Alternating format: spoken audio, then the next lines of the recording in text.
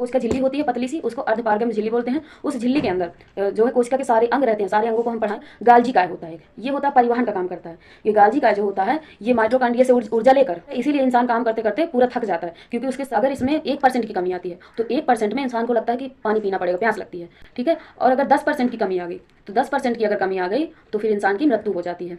कि आज ऐसे रिवीजन कर लेते हैं। तो हमने साइंस में पढ़ा था, कोशिका पढ़ा था, सेल के बारे में, तो थोड़ा सा रिवीजन कर लेते हैं।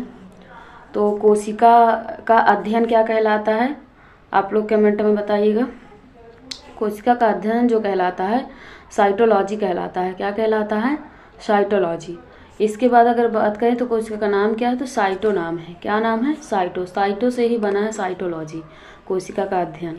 इसके बाद अगर बात करें तो सर्वप्रथम मृत कोशिका की खोज किसने की थी, तो की थी रॉबर्ट हुक ने। रॉबर्ट हुक ने की थी मृत कोशिका की खोज। और जीवित कोशिका की खोज किसने की थी, तो जीवित, इसको ऐसे ट्रिक से आप याद कर, लाइफ मतलब होता है जीवन, और life, L for life, L for Leeuwenhoek. Leeuwenhoek ने किसकी खोज की थी? जीवित कोशिका की सर्वप्रथम। इसके बाद और क्या क्वेश्चन बनता है, एक तो कोशिका सिद्धांत किसने दिया, तो कोशिका सिद्धांत जो है स्लाइडेन और स्वॉन ने दिया था। किसने दिया था? स्लाइडेन एंड स्वॉन ने। तो हमारे कितने पॉइंट कंप्लीट हो गए? फर्स्ट तो हो गया कोशिका का नाम साइटो, कोशिका का अध्ययन, सेकंड हो गया साइटोलॉजी, मृत कोशिका रॉबर्ट हुक, जीवित कोशिका ल्यूवेनहॉक, और कोशिका सिद्धांत स्लाइडेन एंड स्वॉन। 5 क्वेश्चन हमारे कंप्लीट हो गए। इसके बाद हम और क्या इसके बारे में पढ़ा था हमने, थोड़ा सा रिकॉल करते हैं। तो और पढ़ा था हमने कि कोशिका झिल्ली के बारे में पढ़ा था। और सबसे पहले ये जान लेते हैं सबसे छोटी कोशिका और सबसे बड़ी कोशिका। तो सबसे छोटी कोशिका होती है माइकोप्लाज्म। क्या होती है? माइकोप्लाज्म, सबसे छोटी कोशिका। और इसके बाद सबसे बड़ी कोशिका, सबसे बड़ी कोशिका जो होती है वो होती है आपकी शुतुरमुर्ग का अंडा। क्या होती है? शुतुरमुर्ग का अंडा। इसके बाद 2 क्वेश्चन ये कंप्लीट हुए। इसके बाद बात करते हैं मानव में कोशिका की, सबसे छोटी और बड़ी और लंबी। मानव में हमने 3 पॉइंट पढ़ा था, सबसे छोटी, सबसे बड़ी और सबसे लंबी। तो सबसे बड़ी कौन सी कोशिका होती है, तो सबसे बड़ी होती है ओवम, अंडाणु जिसको बोलते हैं। क्या बोलते हैं? अंडाणु, ओवम, जो फीमेल में पाया जाता है। इसके बाद सबसे छोटी जो होती है स्मॉलेस्ट सेल, वो होती है आपकी शुक्राणु, जिसको हम लोग स्पर्म बोलते हैं इंग्लिश में। क्या बोलते हैं? स्पर्म।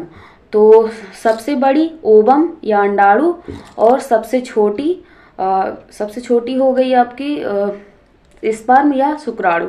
इसके बाद क्या बची? सबसे लंबी जो कोशिका है, सबसे लंबी कोशिका हो गई आपकी न्यूरॉन। क्या हो गई?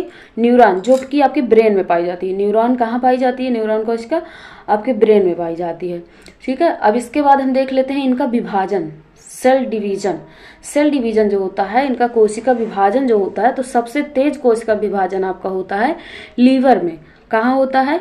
लीवर में। सबसे तेज विभाजन जो होता है लीवर में होता है। इसीलिए लीवर में अगर चाकू मार दिया जाता है, अगर किसी ने चाकू मार दिया तो लीवर में अगर लगा है तो वो ठीक हो जाता है ना।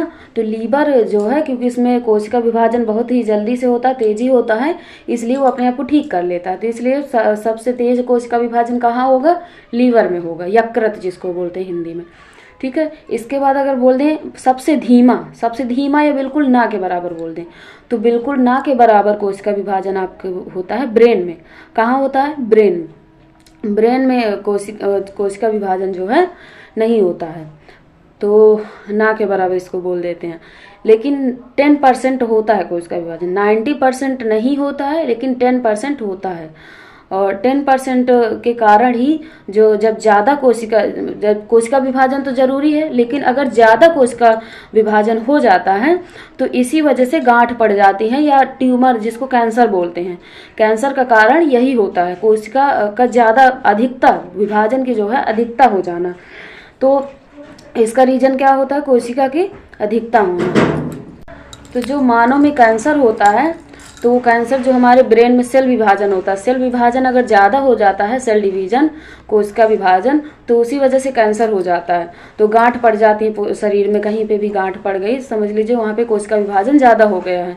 तो जो ब्रेन में हमारे होता है, ब्रेन में कोशिका विभाजन नहीं होता, 90% नहीं होता, 10% होता है। उस 10% में अगर अधिकता हो गई सेल डिवीजन की, तो वहाँ पर ब्रेन ट्यूमर हो जाता है। ठीक है, तो ब्रेन ट्यूमर का रीजन क्या हो गया, ये आपका सेल डिविजिबिलिटी। इसके बाद बात करें कि अब जैसे लीवर में हमारे चोट लगती है, लीवर में कोई चाकू मार देता है तो वो ठीक हो जाता है, क्योंकि वहाँ सेल डिवीजन होता है। लेकिन अगर ब्रेन में लग गई, ब्रेन में अगर खोपड़ी फूट गई तो ठीक हो जाएगा। लेकिन किसी ने बहुत तेजी से मार दिया और अंदर तक आपकी चोट लग गई, बहुत अंदर तक मस्तिष्क में, ब्रेन में, तब फिर आपका बचना मुश्किल हो जाता है। क्योंकि ब्रेन में, इसीलिए सरकार जो है हेलमेट लगाने के लिए ज़्यादा जोर देती है। हेलमेट हमें क्योंकि पूरे शरीर में अगर कहीं भी टूटता है, फटता है, कुछ होता है तो इंसान जिंदा रह सकता है एटलीस्ट। लेकिन अगर ब्रेन में चोट लगती है तो फिर उसके चांसेस नहीं रहते बचने के। इसीलिए क्योंकि सेल डिवीजन नहीं होता, ब्रेन में सेल डिवीजन नहीं होता, इसीलिए ब्रेन के मतलब जो अंदर के पार्ट होते हैं वहाँ, ये खोपड़ी फूट जाएगी तो उसमें कोई दिक्कत नहीं होती। लेकिन अंदर ब्रेन के अंदर अगर चोट लगती है तो फिर वो इंसान नहीं बचता है। और हमने पढ़ा था कि कोशिका जो है कोशिका के सारे अंग किस में रहते हैं, क्योंकि कोई भी होगा तो वो कहीं ना कहीं तो रहेगा ही, उसके रहने की भी व्यवस्था होती है। तो अब हमने देखा था कि कोशिका जो है, कोशिका के जो अंग होते हैं जो उसका सारे बनने में काम करते हैं, तो वो कहाँ रहते हैं, तो वो रहते हैं कोशिका झिल्ली में। एक कोशिका झिल्ली होती है पतली सी, उसको अर्धपारगम झिल्ली बोलते हैं। उस झिल्ली के अंदर जो है कोशिका के सारे अंग रहते हैं। सारे अंगों को हम पढ़ाएंगे बोर्ड में किसी दिन, लेकिन अभी केवल आप सुन लीजिए। तो जो सारे अंग होते हैं कोशिका के, वो किस में रहते हैं, कोशिका झिल्ली में रहते हैं। और एक होती है कोशिका भित्ति। कोशिका भित्ति जो होती है केवल पौधों में होती है, पादप में। पादप में कोशिका भित्ति होती है, जो छाल होती है पेड़ों की, ऊपरी जो छाल रहती है उसकी सुरक्षा करती है पेड़ की, तो वो कोशिका भित्ति होती है। और जंतु में, जैसे जानवर हो गए, हम इंसान हो गए, तो जंतुओं में जो है ये कोशिका भित्ति नहीं होती, क्योंकि हम लोग के अंदर छाल तो पाई नहीं जाती, तो हमारे अंदर कोशिका झिल्ली होती है।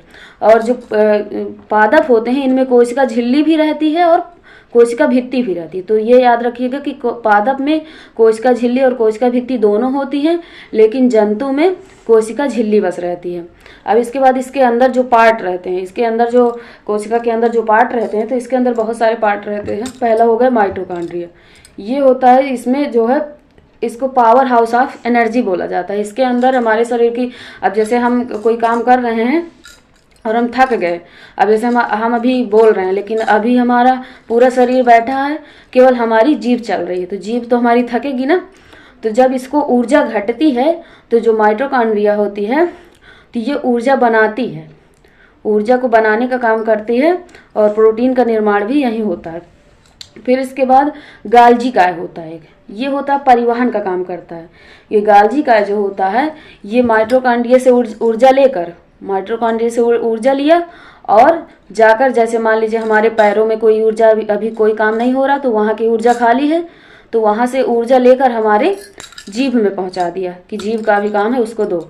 इसी तरह, इसीलिए इंसान काम करते करते पूरा थक जाता है, क्योंकि उसके पूरे शरीर की जो है एनर्जी लेकर जहाँ से, जिस पार्ट से उसके काम ज़्यादा हो रहा है वहाँ दे देता है। तो इंसान सोचता है कि मैं तो बैठा था लेकिन मेरा पूरा शरीर क्यों दर्द कर रहा है, तो वो यही रीज़न होता है। क्योंकि जो एनर्जी होती है वो हमारे कहीं ना कहीं, अगर हम माइंड से कोई काम कर रहे हैं तो वो एनर्जी वहाँ लगेगी, अगर हम जीभ से कोई काम कर रहे हैं तो वो वहाँ लगेगी, हाथ से कर रहे हैं तो वो हाथ में लगेगी, लेकिन थकता पूरा शरीर है। क्योंकि वो जब बनना उनकी, क्योंकि वो एक लिमिट तक बनाएंगी ना, एनर्जी जो है एक लिमिट तक बनेगी। जब बहुत ज़्यादा लिमिट क्रॉस हो जाएगी तो फिर उसको चाहिए क्या, खाना पानी जो भी लगता है, पानी की मात्रा सबसे ज़्यादा। और इसके बाद इसके अंदर, कोशिका के अंदर जो है ये जितने पार्ट रहते हैं, पार्ट सारे पढ़ाएंगे, अभी हमने पार्ट पढ़ाया नहीं है, जिसमें कई पार्ट रहते हैं। तो जो पार्ट रहते हैं तो वो अंदर बिखरे नहीं, एक दूसरे से लड़े नहीं, इसलिए उसके अंदर जो है जीव द्रव्य पाया जाता है। जीव द्रव्य क्या करता है, इनको सबको लड़ने से बचाता है ताकि ये सेट रहे अपना। तो जीव द्रव्य इसमें पाया जाता है। तो जीव द्रव्य होता है, जीव द्रव्य में जो वाटर की पानी की मात्रा होती है ये 80% होती है। 80% जो है वाटर की क्वांटिटी होती है। अगर इसमें 1% की कमी आती है तो 1% में इंसान को लगता है कि पानी पीना पड़ेगा, प्यास लगती है, ठीक है। और अगर 10% की कमी आ गई तो 10% की अगर कमी आ गई तो फिर इंसान की मृत्यु हो जाती है। तो फर्स्ट वीडियो में हमने यहीं तक पढ़ा था, बाकी इसके पार्ट अभी पढ़ना था हमें, तो आगे के पार्ट हम आगे पढ़ेंगे, कल बोर्ड पे फिर से करवाएंगे। आज के लिए इतना ही, थैंक यू। चैनल को सब्सक्राइब ज़रूर कर लीजिएगा।